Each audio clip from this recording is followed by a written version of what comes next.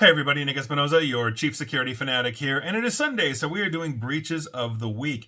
And as always, before we begin, this week in data breaches, for the record, was absolutely nuts. Let's thank the following people that sent me a lot of this information, and that would be David Little, Jay Dance, Krish Patel, Jacqueline Wolf, Stephen Winters, and Giacomo Torretta. Love that name. Thank you very much. And with that, let's dive right in and talk about MoveIt, because not a week goes by in what seems like forever that MoveIt doesn't have some kind of disclosure, because they got everybody hit. This week, it's NSTAR Inc.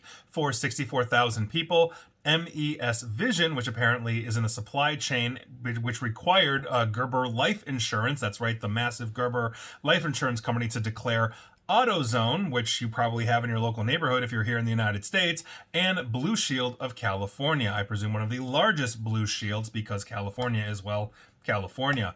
That's absolutely crazy, and those are your MoveIts for the week. Moving on. From MoveIt, let's talk about NSC Technologies.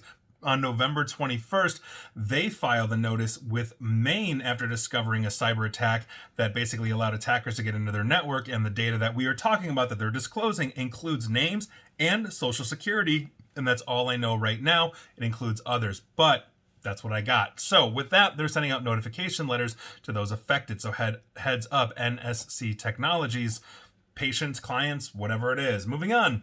Let's do our mini segment real quick, entitled, If You Just Paid More for Cybersecurity, You Wouldn't Be Getting Sued. And let's start with Illuminate Education. They had a data breach about 2 years ago or so. I've been reporting on it ever since, and obviously they're in the court systems right now. But interestingly enough, Illuminate Education Inc. defeated for the second time a proposed class action alleging that it failed to protect the personal information of more than 3 million elementary to high school students, which was exposed in a December 2021 data breach. Now, the plaintiffs failed to show that they had suffered concrete harm from the breach or were at immediate risk of future harm. That's a threshold requirement for standing to sue. And that's according to Judge James V. Selna of the U.S. District Court for the Central District of California. Selna dismissed the suit basically in a ruling that was docketed on November 17. So if you're looking to get paid from Illuminate Education, you're going to have to try again. Moving on, let's talk about Mr. Cooper, one of the nation's, the United States' largest lenders, which has a really unusual name, but I've been talking about this one for the last couple of months. Even more class actions basically came about recently. 3 class actions now filed on November 14th allege that Mr. Cooper did not adequately safeguard the confidential personal information of its approximately 4.3 million customers. The suit also contends that the company's negligence allowed the data breach, and also that the company did not notify their customers in a timely manner. So if you use Mr. Cooper for your financial needs, you might eventually be entitled to compensation. Moving on. Let's talk about Stanley Steamer. I actually remember their commercials from like years ago when I used to watch regular television. They were hit with a proposed class action by a Florida woman claiming that they failed to properly secure their customer data, and the rest of it is behind a paywall. And I really don't know why like half of the legal blogs that I look at for this kind of stuff just has paywalls. It just doesn't make sense to me. Moving on. Let's talk about the Hyde Park, New York-based Northwell Health. They're facing a lawsuit basically for a data breach that affected 3.9 million people. It was reported on November 17. Now, a proposed class action lawsuit was filed in federal court alleging that Northwell was negligent in protecting its patients' protected health information from a breach, not from them, but from one of their third-party suppliers in their supply chain, and that would be transcription service Perry Johnson and Associates, which is used by multiple health systems. I've actually talked about Perry Johnson in the last couple of weeks or so, maybe the month or whatever, but this one is one that I've been watching. Now, although none of Northwell's systems were affected by an actual cyber attack, Northwell was notified by Perry Johnson that files containing Northwell patient information were copied out in their breach, which means there's going to be more healthcare disclosures thanks to Perry Johnson and all of their clients, which means more lawsuits, which means more work for me every Sunday. Awesome. Thanks, guys. Moving on. IBM and Johnson & Johnson again. Now, IBM and J&J Healthcare are basically facing a Florida man's proposed class action over that August data breach that potentially exposed the personal health information of more than 500,000 people. The plaintiff, Jarvis Bryant Jenkins, alleged that the companies were negligent regarding the safety of his sensitive health information shared with Johnson & Johnson, and that the data was exposed as a result of a data breach at IBM, basically the hosting provider for Johnson & Johnson. That is according to the complaint filed this past Wednesday in the U.S. District Court for the Southern District of New York. They're in Manhattan. So there you go. IBM, Johnson & Johnson continues. And so that ends the mini segment. If any of those companies had just paid more attention to cybersecurity, they wouldn't be getting sued. So everybody really needs to step up their game. You don't want to be on my list, believe me. Moving on, back to regular breaches. We have the Wyoming County Community Health System. On November 16th, Wyoming County Community Health filed a notice with Maine after they discovered that files stored within their network had been subject to unauthorized access. Now, in this notice, they explained that the incident resulted in an unauthorized party being able to gain access and see names, social security numbers, driver's license or state ID numbers, dates of birth, biometric data, medical information, and health insurance information, as well as account numbers as well. So upon completing their investigation, they began sending out notices as well. So heads up, Wyoming County Community Health. Moving on, let's talk about Retool. If you recall, a short while back, they had a data breach and they're in a lot of supply chains. And so now third-party companies are disclosing. And this week it is MG Stover. They're apparently a financial institution, and the article also mentioned multiple investment funds caught up in this, but none were disclosed. So believe me, Retool will be back like Perry Johnson and MoveIt and all of the others, and here we go. Moving on.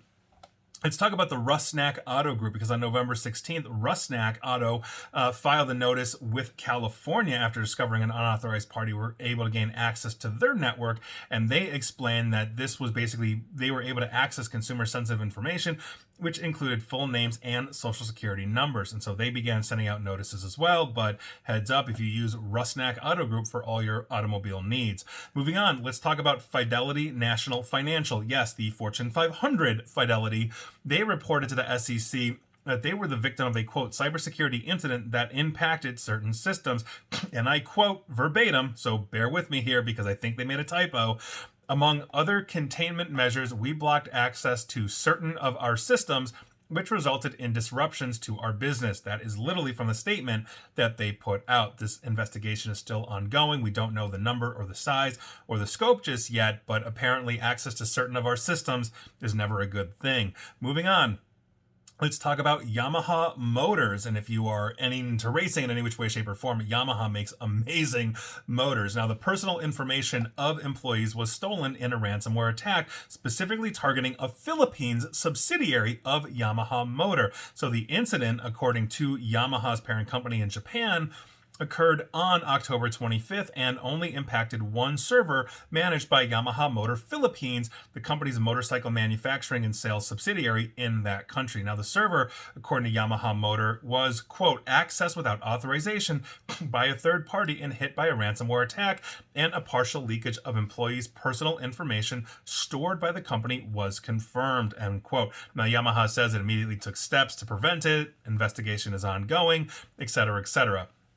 On November 16th, the investigation revealed that some personal information stored by Yamaha Motor Philippines was indeed compromised in that attack. So heads up to you if you work for Yamaha Motor Philippines, not the other side of Yamaha, which makes musical instruments, and I think they make like a million things. So there you go. Moving on, let's talk about Prestige Care coming back to the United States.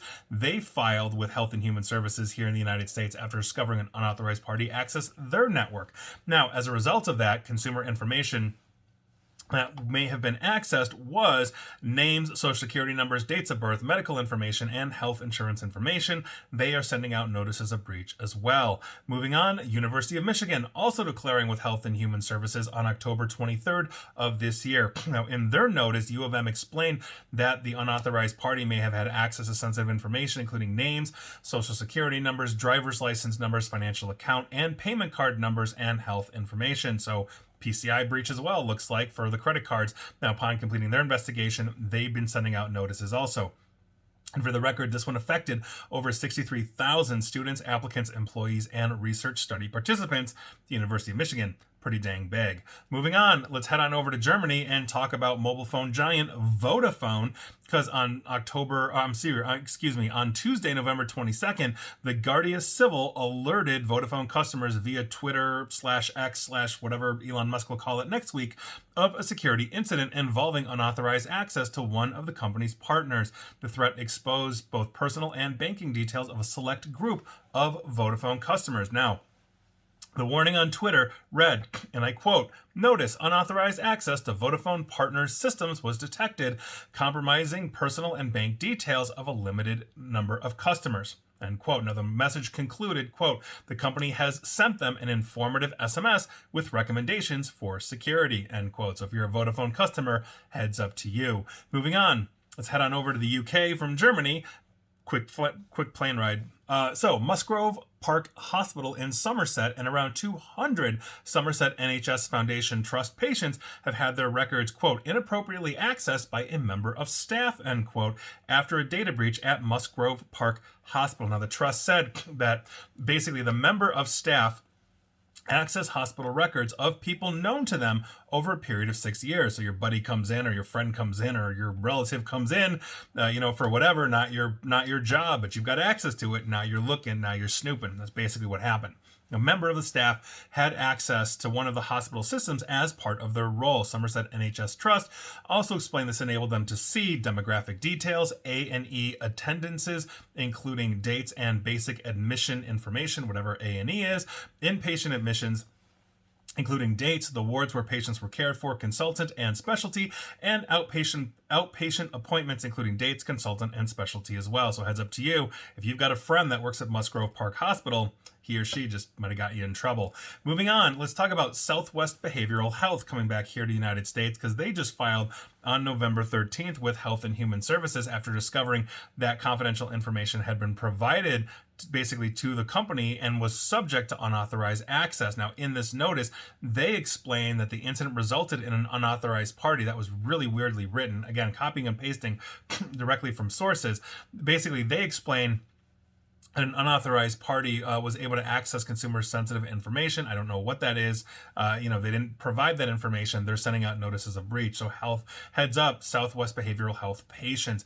Moving on, let's head on back to the UK and talk about the British Library. They revealed that HR data was stolen and leaked in a recent ransomware breach. Now, the state-run institution, one of the world's largest public libraries, only admitted last week on October 28th, so a few weeks ago, that basically this incident was in fact caused by ransomware. Now, in further update, they revealed more information. Quote, "Following confirmation that this was a ransomware attack, we're aware that some data has been leaked. This appears to be from our internal HR files. We have no evidence that data of ours has been compromised, of our users, excuse me. So if you're a patron, has been compromised. However, if you have a British Library login and your password is used elsewhere, we recommend changing it on other sites as a precautionary measure." How about this, British Library? Why don't you change it on that site too?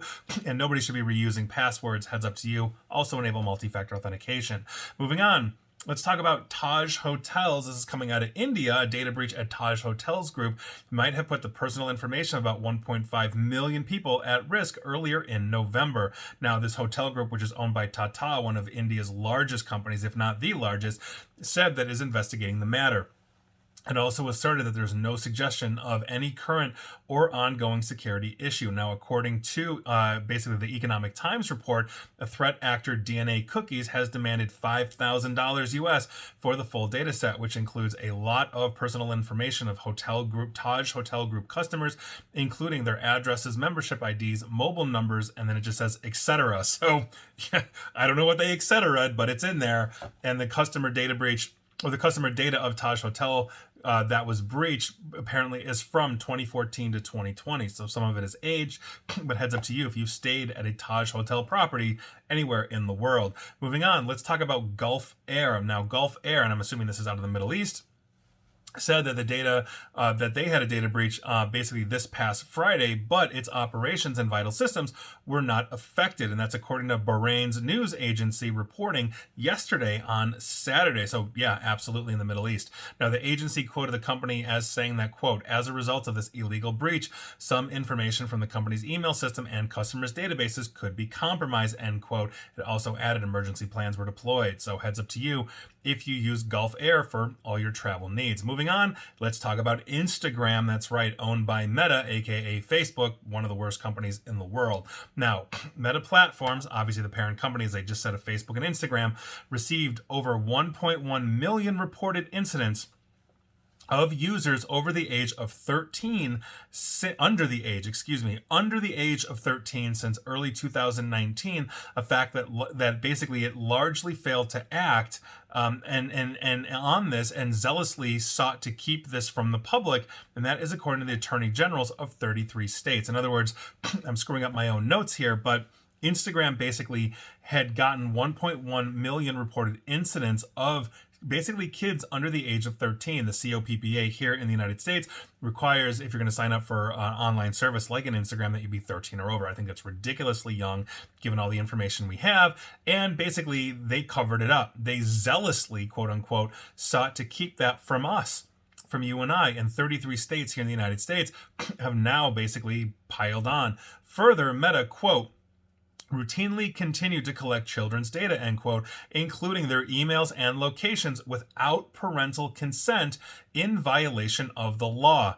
Dozens of U.S. states have filed suits against Meta last month, accusing the social media giant of getting America's youth addicted to social media and lying to the public about the potential dangers of the platform in violation of both state and federal law.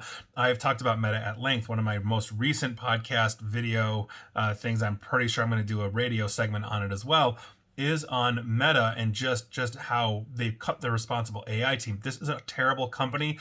I think, quite frankly, Zuckerberg needs to be put in jail. This is sheer negligence, and they know what they're doing thanks to whistleblowers like Frances Haugen. Absolutely disgusting. Moving on, let's talk about the New York City Bar Association. They confirmed that data from more than 27,000 members and employees were leaked during a cyber attack almost a year ago. Now, in filings with regulators in both Maine and Vermont, the organization said an investigation completed on October 18, confirmed that attackers broke into the systems and had access to internal files from December 2 through the 24th of last year. Now, in January, Clop Ransomware claimed to have attacked the organization, threatening to release 1.8 terabytes of stolen information. Despite acknowledging the receipt of emails from Recorded Future News in January, the association never responded to requests for comment or addressed the issue publicly. Now, this flies in the face. And for the record, bar associations, if you don't know, are basically what lawyers belong to. They know the law better than anybody else. The state of New York, where this is, has the SHIELD Act requiring them to disclose notices of data breach way more or way faster than a year, like days. So obviously this is a huge thing. They know better. They're playing lawyer ball with the government. I think that's what's happening here. That's my opinion. Moving on.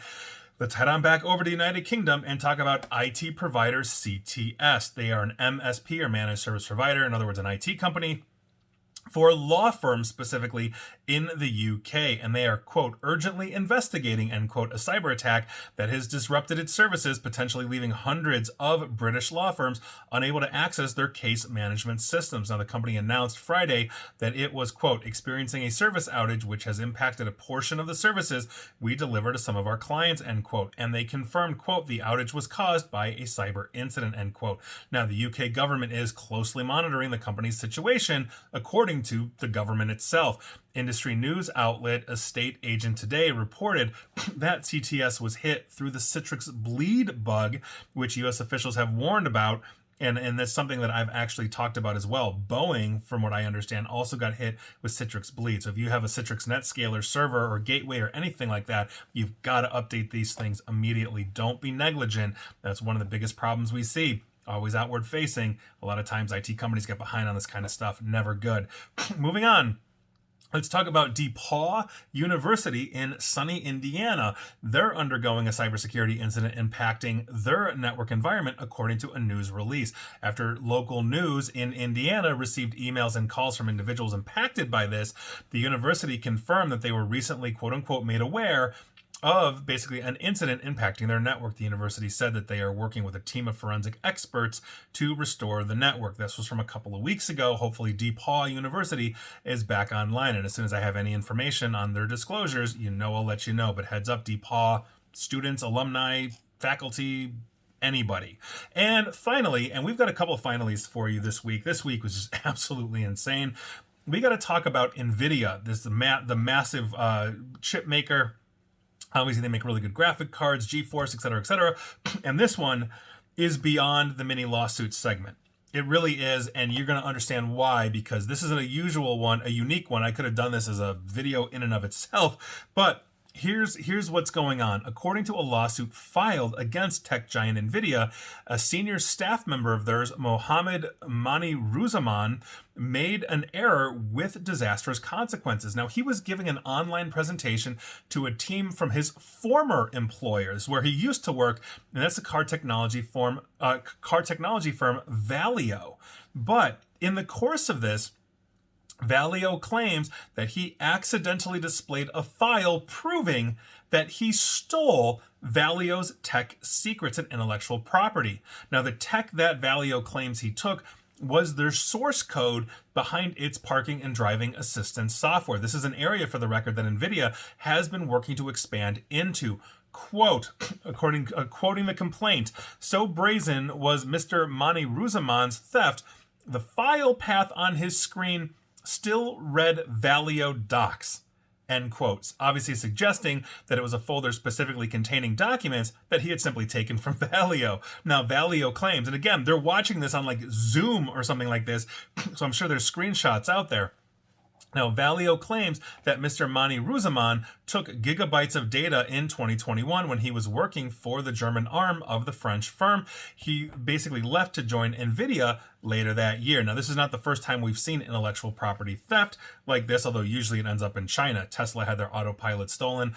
Basically, Train Logistics Company had their information, their IP stolen, sent to China, and on and on and on. And there you go. This is not unusual as well. And speaking of China, for our next finally, we have to talk about Dutch semiconductor giant NXP, and this one is concerning as it underscores a larger issue that we have in the world, and that's China.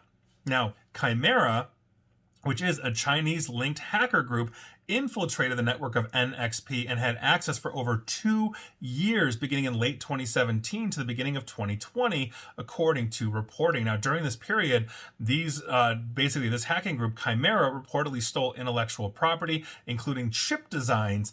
However, the full extent of the theft has yet to be disclosed. NXP is the largest chip maker in Europe, and the scale and extent of this is obviously shocking to the European Union community because obviously they are a huge employer. Now, according to the report, the breach remained undetected for roughly 2.5 years while the attackers essentially lurked inside the company's network. The breach was only discovered because a similar attack occurred on basically the Dutch airline Transavia, which is a subsidiary of KLM, or Royal Dutch Airways. Now, attackers accessed Transavia's reservation systems in September of 2019. An investigation into the Transavia hack uncovered communications with NXP IPs, which then led to the NXP hack. Now, the attack bears all the hallmarks of Chimera Hacking Group, including the use of the ChimRAR tool, or ChimRAR hacker tool. Basically, to break into NXP, the attackers initially used credentials from previous data leaks on platforms like LinkedIn or Facebook, and then used brute force attacks to guess the passwords. They also bypass multi-factor authentication numbers by altering phone numbers of the account. So obviously, and nobody should be using SMS authentication. Make sure you've got good authenticator apps or hardware in your life. Now, the attackers were patient, only checking for new data to steal every few weeks, and then basically snuck the data out using encrypted files uploaded to online cloud services like Microsoft's OneDrive, Dropbox, or Google Drive. And I talk about this all the time. You have to have application control inside your network because the Dropboxes of the world are data exfiltration risks. This is exactly the point. Now, NXP, like I said, is a major player in the global semiconductor market. They became vastly more influential after they acquired Freescale, an American company, in 2015, and they are known for developing secure MIFARE or MIFARE chips for public transportation in the Netherlands, but also for secure elements for things like the iPhone, Apple Pay, etc., etc. So NXP, obviously a major player, and that is never good. Moving on. And our last finally for the day, because yes, it does get worse, Idaho National Laboratory. Apparently this is where the first atomic bomb or energy or whatever was created, et cetera, where we first started pioneering this. Now, the Idaho National Laboratory is one of 17 national labs in the United States Department of Energy complex, and they suffered a major data breach on November 19, leaking a host of information, including employee email addresses, social security numbers, bank account information, phone numbers, employee information, and dates of birth. The lab employs over 6,100 researchers who focus on nuclear research, renewable energy systems, and security solutions as well. The breach affected the laboratory's Oracle HCM system servers, which, according to INL Media spokesperson Lori McNamara, quote, supports its human resources applications, end quote. Now, the INL, or Idaho National Laboratories, is coordinating with the FBI as well as Homeland Security, Cybersecurity and Infrastructure Security Agency to launch an investigation. On November 20, SiegeSec, this is a group of self-proclaimed, and I quote, gay furry hackers, end quote, claimed responsibility over the attack and announcement on hacking forums and leaked the stolen information, including what it claims is, quote, hundreds of thousands of user, employee, and citizen data, end quote. The group also allegedly posted screenshots of internal INL tools to provide proof of the breach on Telegram. And one of the reasons why this is a very important thing is, one, identifying those people that actually know how to make nuclear weapons is not a good thing. You know, they're working on advanced technologies here, and if you're able to, let's say, link up and understand their bank account, you can bribe them. Possibly you can blackmail them, you can do a whole bunch of different stuff. And so this is essentially a personnel issue in the sense that any foreign government that is looking, let's say, to develop this or steal this kind of information now has a target-rich environment of potentially 6,100 researchers that could give them critical information or intellectual property that the United States holds dear. So that's obviously very, very disastrous, especially if a rogue nation or group is able to successfully gather this information and develop the capability to build something like a nuclear weapon or, you know, whatever. So odds are this is, or I should say odds are, and I'm hoping that that will never be the case, but these people now have to be scrutinized by the federal government for their own protection. And that is never a fun thing. So it has been an absolutely crazy week. I'm sorry, I think I've been a little congested as I've been recording here. Hopefully I'm not coming down with something, but, you know, we'll see what happens. So there you go. Those are your breaches of the week. Were you affected? Nah, you were affected. We all were. And please like, share, follow me here on Facebook and Twitter at NickAESP. And please feel free to subscribe to me at YouTube as well. And as always, stay safe, stay online, and please attempt to stay private. Thanks, everybody.